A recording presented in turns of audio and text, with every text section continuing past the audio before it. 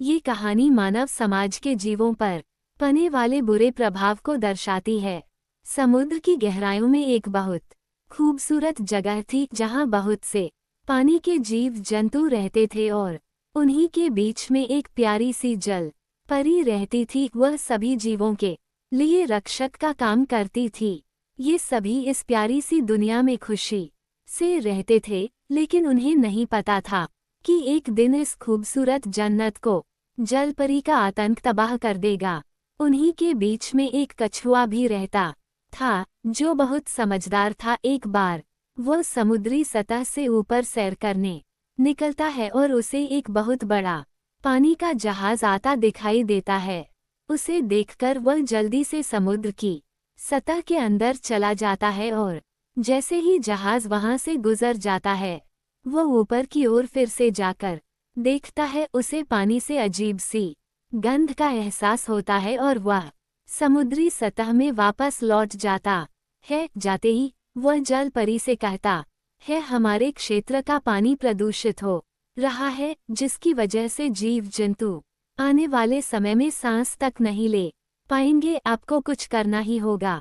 समुद्री यातायात बहुत तेजी से बढ़ रहा है और इन इंसानों को हमारी कोई चिंता नहीं है। ये बेखौफ होकर अपने व्यापारिक फायदे के लिए हमारे पानी को प्रदूषित कर रहे हैं। कछुए की बात सुनकर जलपरी घबरा जाती है, क्योंकि वह कभी इंसानों के संपर्क में नहीं आई और नहीं आना चाहती थी, लेकिन मजबूरी बस उन्हें रोकने के लिए कुछ न कुछ करना ही होगा, नहीं तो इस खूबसूरत दुनिया को बर्बाद होने से कोई नहीं बचा पाएगा।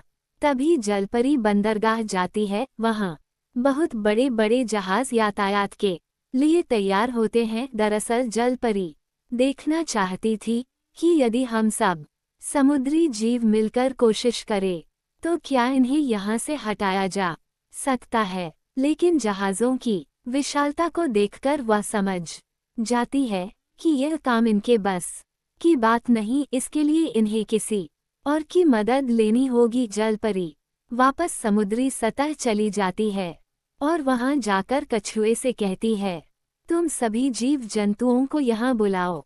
हमें सभी को वहां जाने से सतर्क करना होगा, क्योंकि पानी प्रदूषित हो रहा है और यह मैंने भी महसूस किया। और कछुआ अपनी ग्रंथिरस तरंगों के माध्यम से सभी जीवों को आमंत्रित कर देता है। जलपरी सभी के साथ मिलकर योजना बनाती है कि हमें किसी जीव वैज्ञानिक से मिलना होगा, क्योंकि सारी दुनिया में केवल वही हम जीवों का महत्व समझ सकते हैं। और योजना के अनुसार सबसे पहले कछुए को यह काम दिया जाता है, क्योंकि वह पानी के साथ साथ जमीन में भी सांस लेने में सक्षम था। हालांकि जलपरी भी पानी के बाहर जा सकती थी, लेकिन उसकी समय सीमा तय थी। तभी कछुआ समुद्र के किनारे बने एक रिसर्च सेंटर तक पहुंच जाता है और कई घंटों तक वहां नजर जमाए बैठा रहता है। दरअसल वह देखना चाहता था कि यदि कोई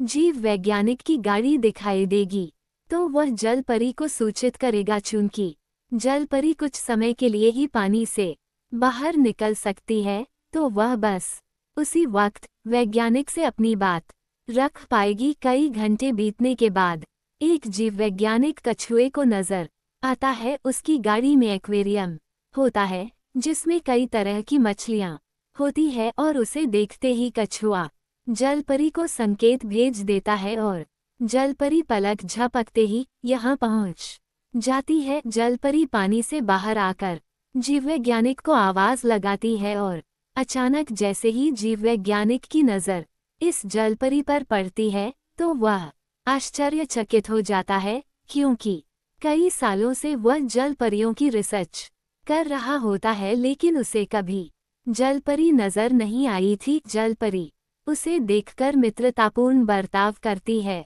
लेकिन वह तो जीववैज्ञानिक है। उसे तो जलपरी सिर्फ एक प्रोजेक्ट लग रही थी और जलपरी जीववैज्ञानिक को अपने पास इशारे से बुलाती है और वह भी धीरे धीरे चला आता है। लेकिन आते ही वह जलपरी को निष्क्रिय करने के लिए एक इंजेक्शन लगा देता है। ये देखकर कछुआ डर जाता है और जल्दी से और पानी के अंदर चला जाता है और जाकर सभी को ये बात बताता है कि उन इंसानों ने हमारी जल परी को धोखे से पकड़ लिया है और उसकी जान खतरे में है। सभी जीव जल परी के लिए चिंता में होते हैं और यहाँ दूसरी तरफ जीव वैज्ञानिक जल परी को अपने विज्ञान अनुसंधान केंद्र ले जाता है। वहाँ कई दिनों तक उसके ऊपर कई तरीके के केमिकल टेस्ट किए जाते हैं, जिसकी वजह से मछली के मानसिक स्वभाव में परिवर्तन आ जाता है और वह अपनी पुरानी जीवों की दुनिया को भूल जाती है और उसे केवल वर्तमान का समय ही याद होता है। जल परी की ऐसी हालत देखकर जीव वैज्ञानिक उसे दोबारा समुद्री पानी में भेजने का विचार बनाते हैं, क्योंकि वह उस पर केवल रिसर्च करना चाहते थे, न कि उसको मारना, और वह पूरी सुरक्षा से उसे समुद्री पानी में लाकर छोड़ देते हैं। लेकिन अब जल परी बदल चुकी थी, उसके शरीर में हार्मोनल चेंज हो चुके थे और वह सब जीवों के लिए खतरा बन चुकी थी। समुद्र के अंदर जाते ही जल परी ने आतंक मचा दिया। उसके शरीर के अंदर जितनी जलन होती वह उतने ही खौफनाक तरीके से सभी जीवों पर आक्रमण करती और देखते ही देखते कई पानी के जीवों को जल परी ने मौत के घाट उतार दिया। जल परी कुछ ही समय में उस जगह तक पहुंच गई जहां वह पहले रहा करती थी और उस खूबसूरत जगह को तहस नहस करने में लग गई। कछुआ ये सब छुपकर देख रहा था। उसे पता था कि जरूर इंसानों ने जल परी के साथ कुछ किया है, इसलिए वह ऐसा बर्ताव कर रही है। कछुए को समुद्री औषधियों का अच्छा ज्ञान होता है, तभी वह समुद्र की गहराइयों से ऐसी औषधि ढूंढ लाता है जिसे समुद्री जीवों के लिए कारगर माना जाता था।